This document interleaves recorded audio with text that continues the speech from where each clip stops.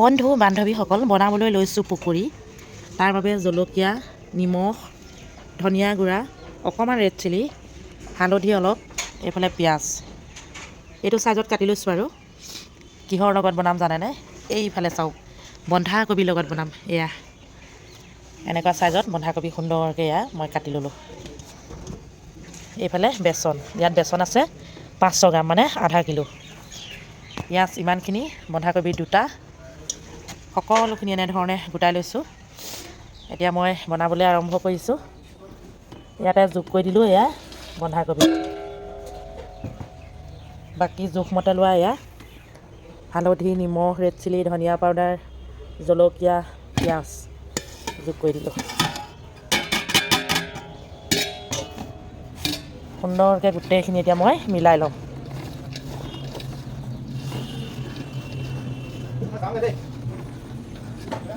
অঁ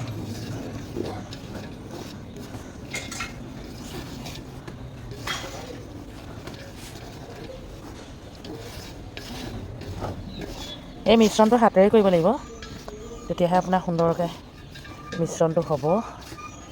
সেয়েহে হাতেৰে কৰিছোঁ। ইয়াত মই আৰু এটা বস্তু যোগ কৰিম, সেইটো কি বস্তু আপোনালোকক দেখুৱাই আছোঁ, আপোনালোকে চাই থাকক।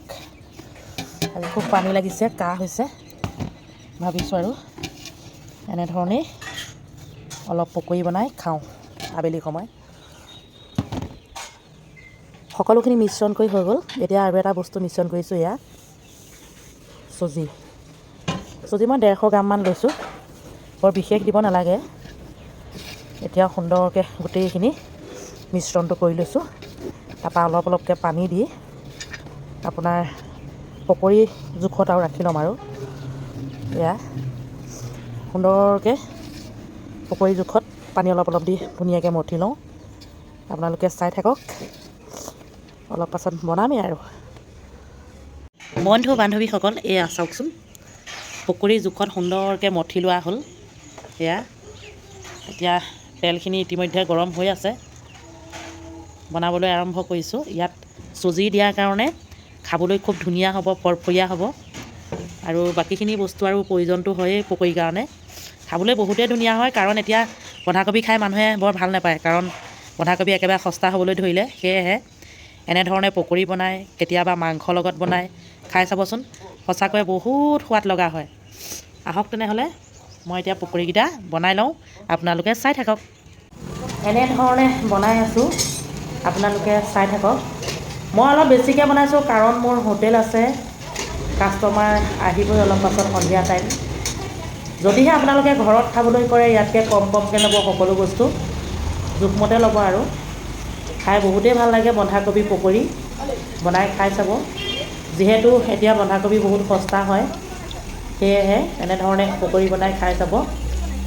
এয়া বনাই আছোঁ বৰাবৰ, আপোনালোকে চাই থাকক।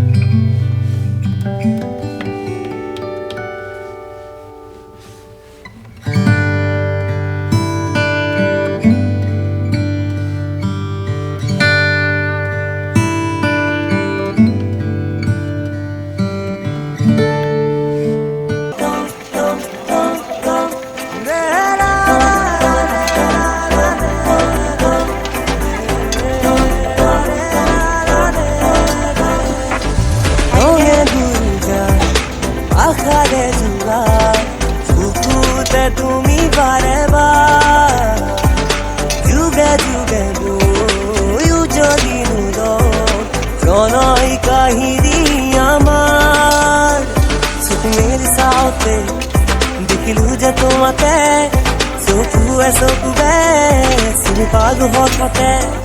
চকুমেৰ চাওঁতে দেখিলো যে তোমাকে, চকুৱে চকুৱে চিনি পালো হঠাতে।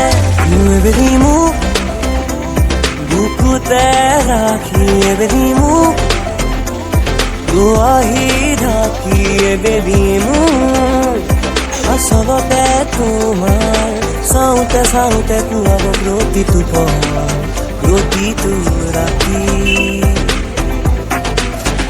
এবেলি হও এই পৃথিৱী সাক্ষী আবেগেৰে জনোৱা চাকি হাৰ হ'ব নোৱাৰো মুচি দিবনো খোজো পাহি মেলা অতীত হৃদৰে পাহৰো ৰূপেৰে ভৰা চাদৰ খদি সেউজীয়া জীৱনৰে ভৰা এই ক'লা আলসুৱা ৰূপেৰে ভৰা চাদৰ খদি সেউজীয়া জীৱনৰে ভৰা এই ক'লা আলসুৱা আজিও জানো বুজো একে কাৰ বাবে আছো যে জানিছিলো তুমি মোৰ নোহোৱা তথাপিতো মই আকাশে গাতে ল'বৰে মন যদিহে আজি মোৰ এই ভিডিঅ'টো যিসকলে পকৰি আলু চপ বিকে তেওঁলোকে যদি চাই আছে তেওঁলোকক মই এটা টিপছ দিছোঁ আপোনালোকে বন্ধাকবি মিশ্ৰণ কৰিব পকৰিত সঁচাকৈ খাবলৈ বহুত টেষ্টি হয় আৰু লগতে মই আপোনালোকক দেখুৱালোঁ মোৰ নিজৰে হোটেলত এনেধৰণে বনাই মই বিক্ৰী কৰোঁ আৰু লগতে নিজেও খাওঁ এয়া চব যিসকলে মোৰ ভিডিঅ'বিলাক চাই তেওঁলোকে জানে যে মোৰ হোটেল আছে বুলি মই হোটেলত নৰসিংহ পকৰি বন্ধাকবি পকৰি কাচকলৰ পকৰি ভেদাইলতা পকৰিও বনাওঁ নৰসিংহ পকৰি বনাওঁ সকলোৱে জানেই মই আগতে ভিডিঅ' দি থৈছোঁ যদিহে আপোনালোকে মন কৰে মোৰ ভিডিঅ'বিলাক চাব নজনাসকলে নিশ্চয় উপকৃত হ'ব পকৰিকেইটা খাবলৈ বহুত টেষ্টি হৈছে কথাষাৰ মই কোৱা নাই কাষ্টমাৰে কৈছে সেয়েহে অকণমান কেমেৰাত বন্দী কৰি আপোনালোকক দেখুৱাই দিলোঁ লগতে মোৰ হোটেল আছে সেয়েহে মই অলপ বেছিকৈ বনাইছোঁ ইয়াতকৈ অলপ বেছি বনাবহে লাগিছিল কিন্তু ইতিমধ্যে পকৰি বিকি শেষেই হ'ল এক প্লেটহে মাত্ৰ খাবলৈ পালোঁ